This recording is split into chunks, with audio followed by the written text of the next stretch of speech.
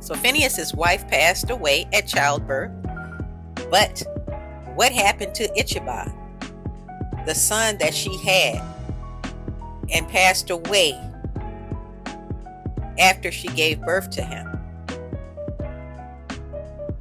We know the judgment on the house of Eli. So what was the fate of this young man? 1 Samuel chapter 14, verses 2-3. We see that Saul is Saulin. It says Saul was staying on the outskirts of Gibeah under a pomegranate tree in Migron. So it looks like he was out here going to war, trying to defeat some type of enemy. It says, with him about 600 men, among whom was Ahijah, who was wearing an ephod. So he was a priest. He was a son of Ichabod's brother, Ahitub, son of Phinehas, the son of Eli, the Lord's priest in Shiloh. Wait, what? Ichabod's brother? Where did he come from? We didn't hear nothing about Phinehas having any other sons. The only thing we knew was his wife gave birth and she passed away. What? Okay, before I go any further and resolve this mystery, brother, and all this other stuff, I need to clear up how to pronounce their daddy's name, because I done said Phinehas and Phinehas. So I pulled out my handy dandy Zondervan Compact Bible Dictionary, because the pronunciation of his name is getting on my nerves the way I'm doing it. So it looks like here I see all these lines, these long lines. So it looks like it's Phinehas. So it looks like that is a long I and a long E and a short A. Phinehas. Phinehas is his name. And the one we're referencing is number 2, a son of Eli and an unfaithful priest. So you see that there were more than one Phinehas in Aaron's bloodline. There was one prior to Eli's Phinehas, and there was one after. So now let's look into Ahitub. We can almost be certain that he was an older brother of Ichabod. It says Ahitub, and the meaning of his name, brother of goodness. He was the brother of Ichabod and the son of Phinehas, the son of Eli, father of Ahiah and Ahimelek. So he had 2 sons. Not sure what Ichabod had, but those were his nephews. This was Eli's grandson that was alive when he was alive. So Ahitub was already in existence prior to the death of Eli, Hophni, and Phinehas, and his mother dying at childbirth with Ichabod. As we see, there are 2 other Ahitubs as well. In the bloodline of the Levites, they use the same name multiple times. I'll show that in a moment. So there were multiple Ahitubs. But the Ahitub that we're talking about, of course, is the first one here, which was the grandson of Eli. All this does is further negate the fact that this prophecy is inaccurate. The bottom paragraph here, you see it says there's no more line of Eli. That is definitely not factual. We see here Ahitub was here prior to them passing away. So now we know at least this prophet should have added Eli, his sons, his grandsons, and his grandsons' sons. So we know there was at least a lineage of great-grandsons so far, right? Let's continue. So it looks like this is really the only time this specific Ahitub is really discussed, to let us know that he is the father of Ahijah and the brother of Ichabod and the son of Phinehas and grandson of Eli. So now we know his son, Ahijah, was appointed as the priest and was one of Saul's 600 men that was out there about to fight the Philistines. So we know that Ahijah was one of Saul's men, but his brother Ahimelek was a priest at the temple. And this story is very interesting, so we're going to go through the whole thing. David at Nob. This is 1 Samuel chapter 21.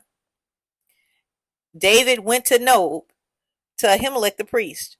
Ahimelek trembled when he met him and asked, "Why are you alone? Why is no one with you?"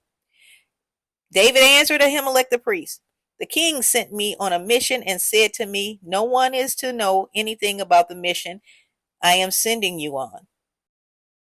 Now David, of course, was lying because he was hiding out from Saul. So he came to Nob upon Ahimelek. But we know this is all a part of Yah's plan, going back to Eli and the prophecy upon his household. And then David goes on to say, "As for my men, I have told them to meet me at a certain place. Now then, what do you have on hand? Give me 5 loaves of bread or whatever you can find." But the priest answered David, "I don't have any ordinary bread on hand. However, there is some consecrated bread here, provided the men have kept themselves from women." And David replied, "Indeed, women have been kept from us, as usual, whenever I set out. The men's bodies are holy even on missions that are not holy. How much more so today?" So the priest gave him the consecrated bread, since there was no bread there except the bread of the presence that had been removed from before the Lord and replaced by hot bread on the day it was taken away. So basically, Ahimelek believed David's lie, and he gave him the consecrated bread to partake in. Now David has gotten Ahimelek caught up in some mess because of a lie. And watch this. Saul got somebody there snitching and spying. Verse 7. Now one of Saul's servants was there that day, detained before the Lord. He was Doeg the Edomite, Saul's chief shepherd. So this goes to show you, they're always saying that the Edomites are the white tea folk and they merge with the Roman. This is another example of that. Not all the Edomites merged with the Romans. They had Edomites in the land with the Israelites. Period. They looked like them and they parlayed with them. Point blank. Just like how the Israelites had multiple exoduses, the Edomites had multiple exoduses as well. Not all merged with the Romans again.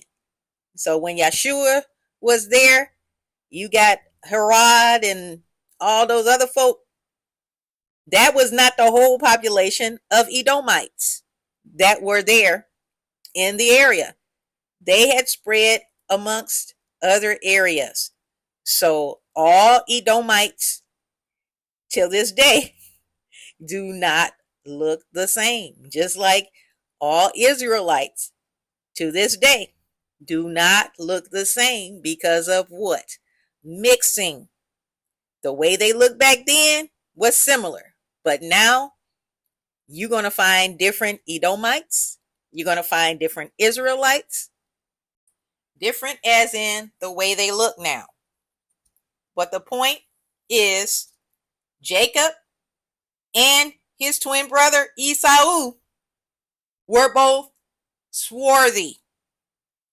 They were both dark-skinned. They were both black, brown, whatever you want to call it, Negro race, because they came from Shem. The Ish people came from Japheth. They are not Hebrew. They are not Edomite. Period. And let's continue with verse 8. It said, David asked Ahimelek, don't you have a spear or a sword here? I haven't brought my sword or any other weapon because the king's mission was urgent. He's still sitting up that lion. He must given a good story, a good dramatization, because Ahimelek is believing everything he's saying. And then in verse 9 it says, the priest replied, the sword of Goliath, the Philistine, whom you killed in the valley of Elah, is here. It is wrapped in a cloth behind the ephod. If you want it, take it. There is no sword here but that one. David said, there is none like it. Give it to me. Meanwhile, that Edomite is there taking in every syllable so he can go back to Saul and tell everything that happened. Now let's go to 1 Samuel chapter 22, starting with verse 6. We see that Edomite went back to Saul, snitched. It says, now Saul heard that David and his men had been discovered, and Saul was seated, spear in hand, under the tamarisk tree on the hill of Gibeah, with all his officials standing at his side. He said to them, listen, men of Benjamin, will the son of Jesse give all of you fields and vineyards? Will he make all of you commanders of thousands and commanders of hundreds? As you can see, Saul was trying to convince the men that he was in control. He was in charge. He can give them things that David could not. He didn't want them to go on David's side. He wanted them to stay on his side. He wanted to remain in power. So all the stuff that was going on, Jonathan siding with David, all the things that's going on, other people that were on his team weren't saying a thing. They saw things happening, but they kept their mouth shut. And Saul was not happy with that. But here come this Edomite, Doeg, the snitch. In verse 9, you see, it says, but Doeg, the Edomite, who was standing with Saul's officials, said, I saw the son of Jesse come to Ahimelek, son of Ahitub at Nob. Ahimelek inquired of the Lord for him. He also gave him provisions and the sword of Goliath, the Philistine. So if we remember what Yah's prophecy was about Eli's household, here is when it starts. In verse 11, then the king sent for the priest, Ahimelek, son of Ahitub, and all the men of his family who were the priests at Nob, and they all came to the king. So one thing that I am not sure of is if Samuel ever relayed the prophecy that he got from Yah to the rest of Eli's bloodline.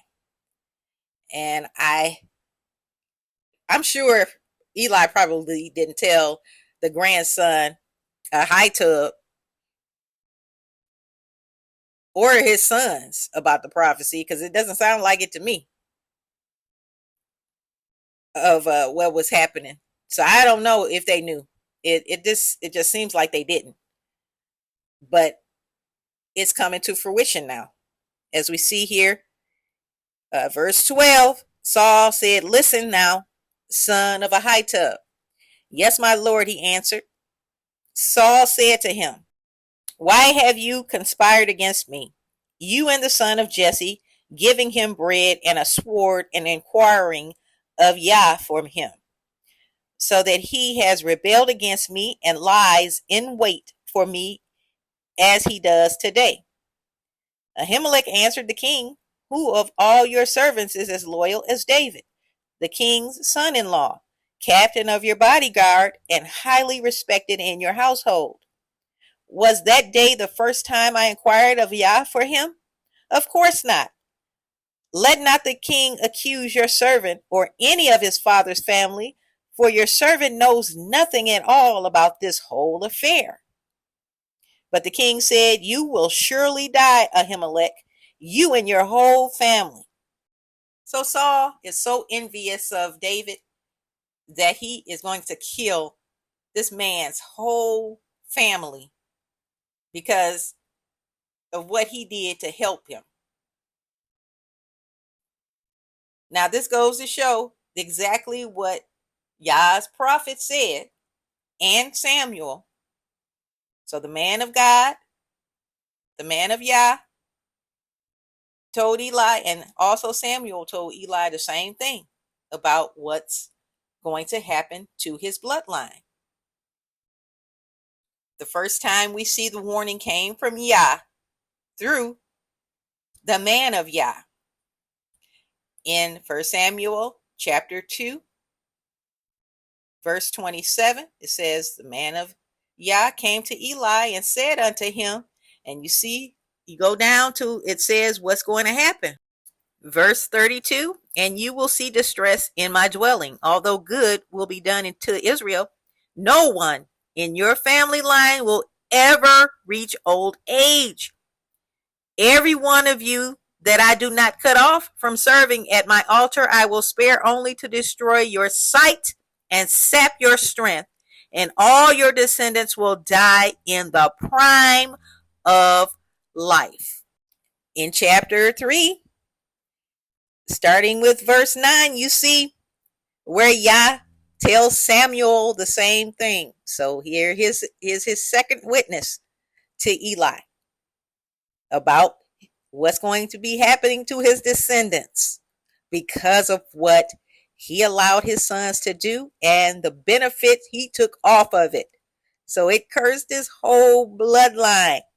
And now you see this is coming up on his descendants. This is his grandson and his household, Ahimelek and his household is suffering because of what their ancestors did. Now back in 1 Samuel chapter 22, verse 17, we see that Saul has ordered the guards at his side turn and kill the priests of the Lord because they too have sided with David. They knew he was fleeing, yet they did not tell me. Now they didn't know that. We know that David lied to Ahimelek. They didn't know what was going on. He thought what David said was the truth. But because of Saul's hard heart and his envy of David, he's going to kill this man and try to kill his whole household. But you see here, the king's officials were unwilling to raise a hand to strike the priests of the Lord. They knew that stuff wasn't right. They were like, So what did Saul do? He turned and ordered Doeg, the Edomite, the one that snitched. He said, you turn and strike down the priests. So Doeg, the Edomite, turned and struck them down. That day he killed 85 men who wore the linen ephod. 85 men. He also put to the sword Nob, the town of the priests, with its men and women, its children and infants, and its cattle, donkeys and sheep.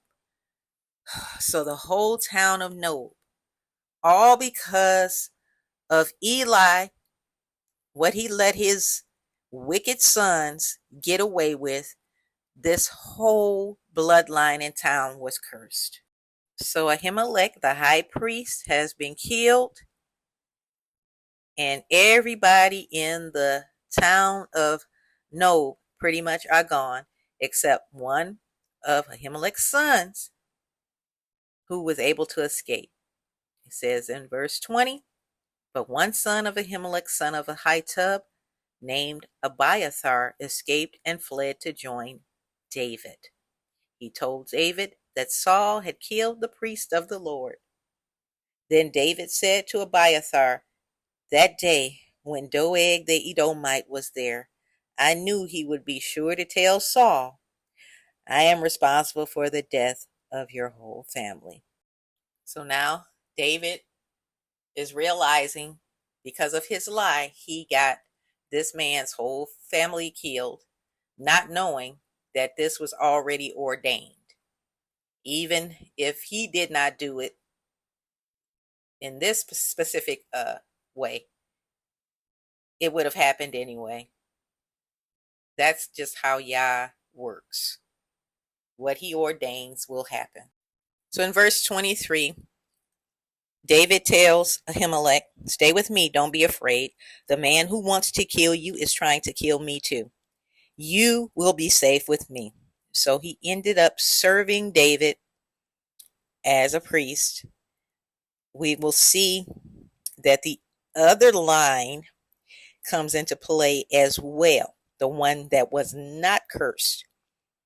And what I'm going to do is finish off this about Ahimelek, but we're going to come back because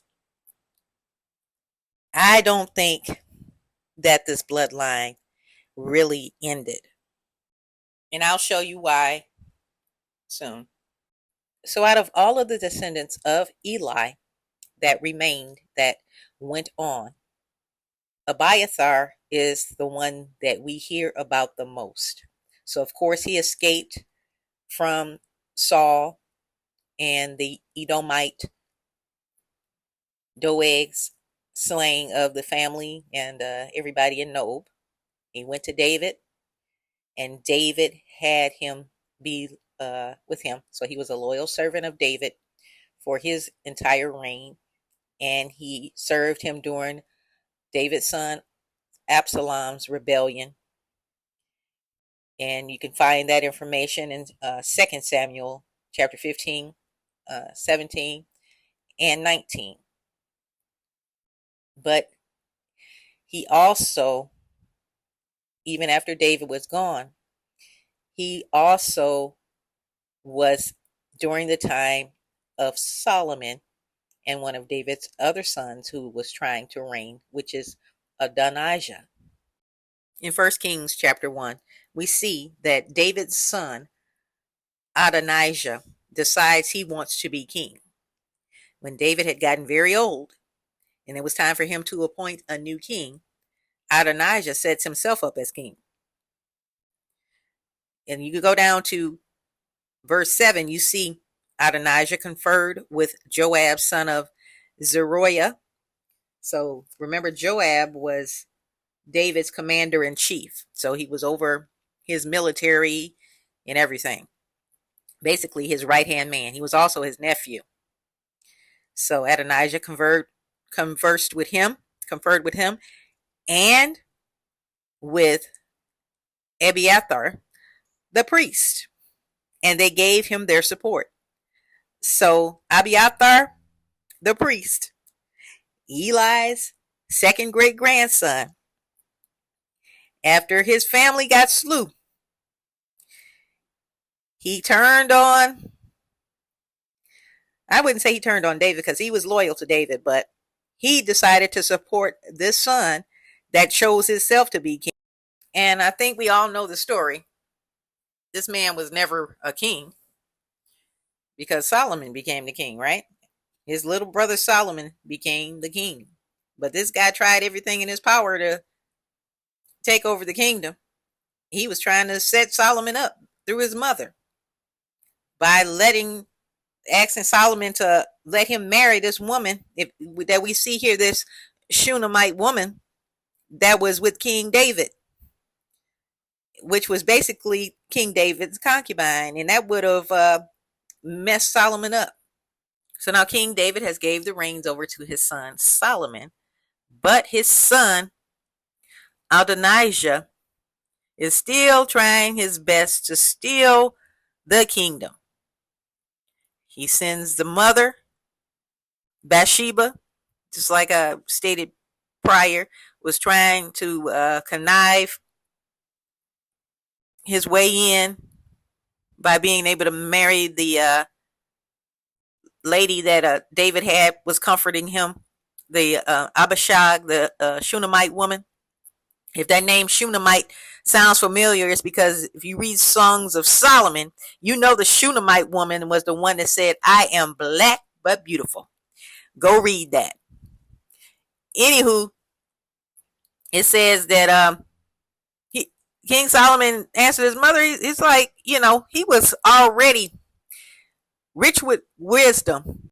Solomon had wisdom even before he asked Yah for more wisdom, because he had inherited wisdom from his great-grandfather, Ahithophel.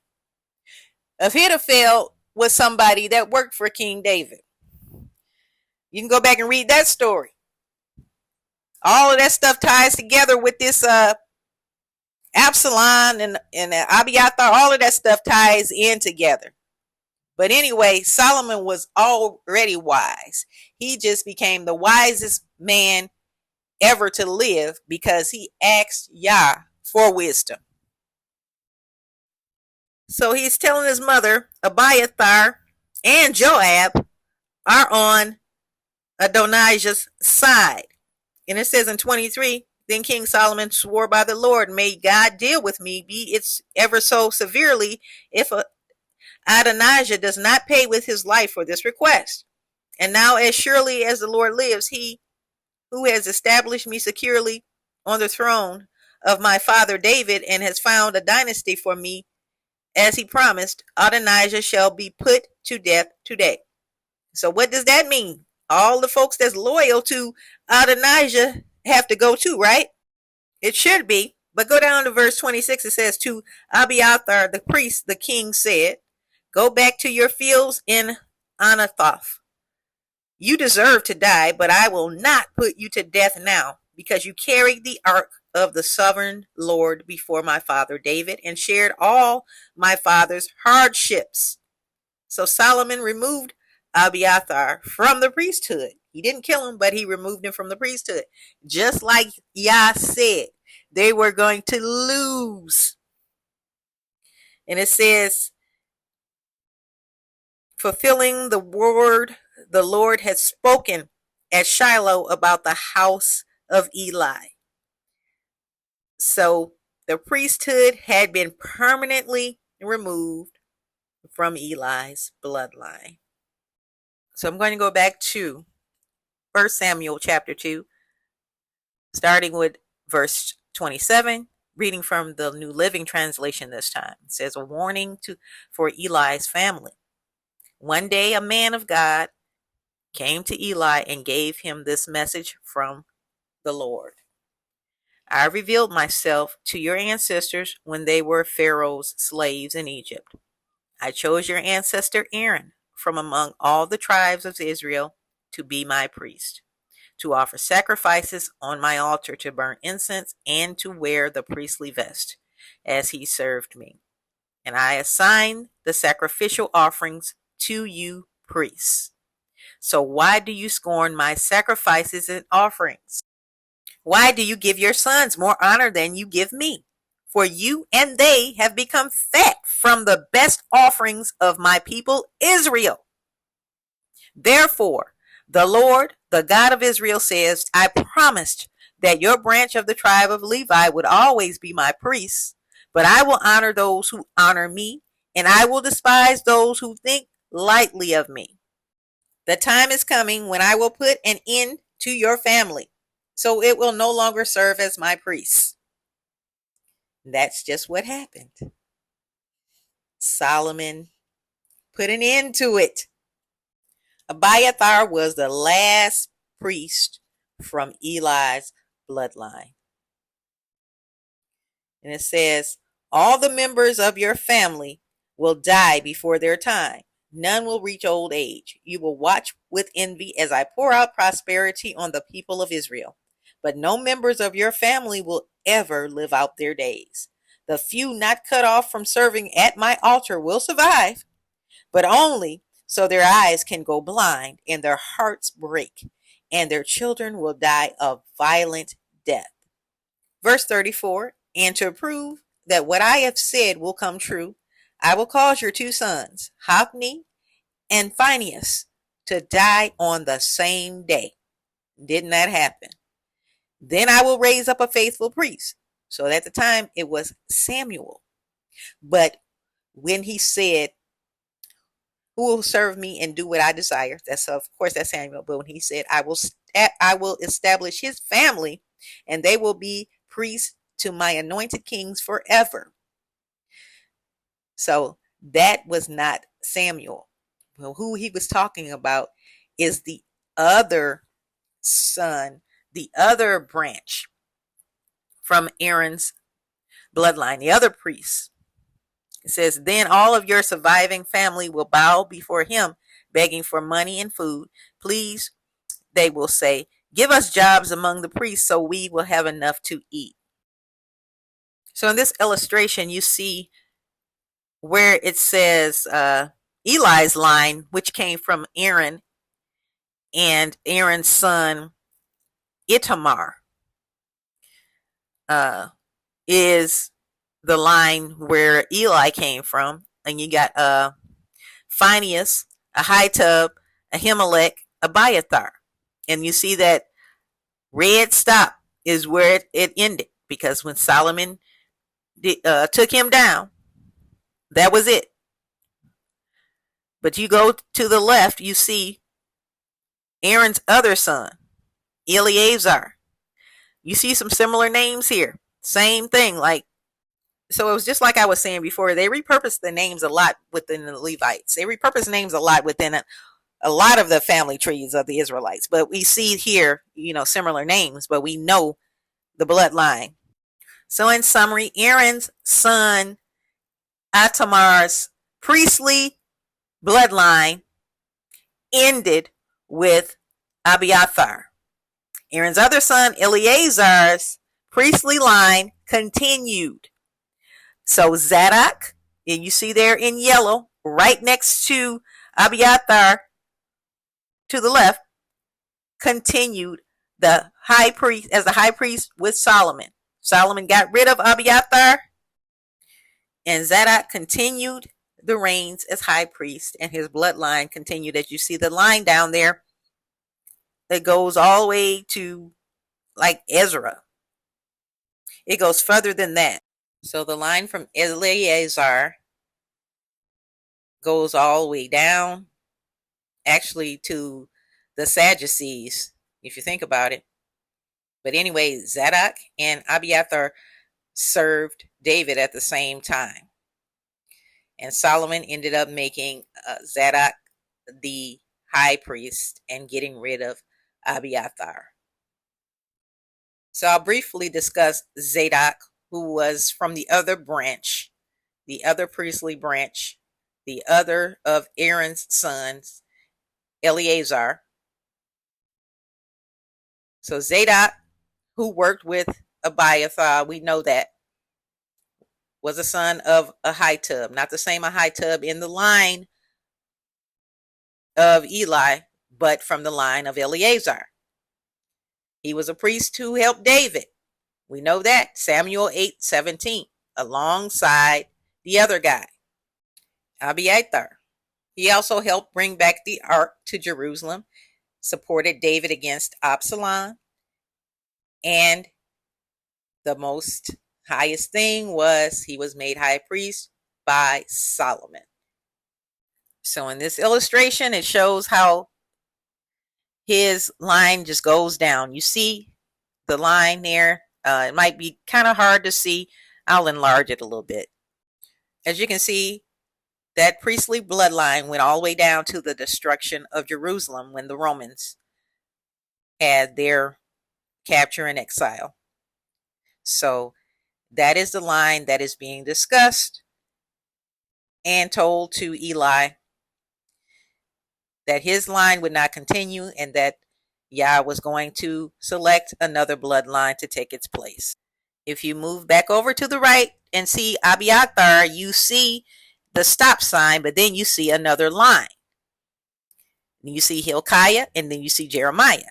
So that's a discussion for another day. And that's one of the reasons why I said I don't think his bloodline ended. The priesthood was removed from Abiathar, but his bloodline did not end. And we know this because he had a son, Jonathan. And it doesn't say anything about Jonathan being dealt with or anything. We don't hear anything else about Jonathan, not as far as like Solomon doing anything. But that line to Hilkiah and his son Jeremiah brings curiosity. Does that mean Jonathan was their ancestor? Was Eli their ancestor? Phinehas their ancestor? Abiathar their ancestor? This is something that will have to be discussed in another series. But for now, let's go back to that prophecy where it says there's no more line of Eli. If the father's houses are standing one day before the Lord, can you imagine Eli will be standing there with his two sons for judgment, and you will not see a line of modern people with cell phones standing there too. His line did not continue. We now know that this is inaccurate information. His line did continue. His priestly line did not continue. But his bloodline did continue. Abiathar's son Jonathan is referenced in several scriptures alongside Abiathar. So I have number 3, the Jonathan number 3 highlighted. He would be the third great-grandson of Eli, which means that possibly there will be people standing next to Eli with cell phones because his line did continue. If you enjoyed this Levitical bloodline breakdown, don't forget to like, subscribe, and share for future videos. Until next time, shalom.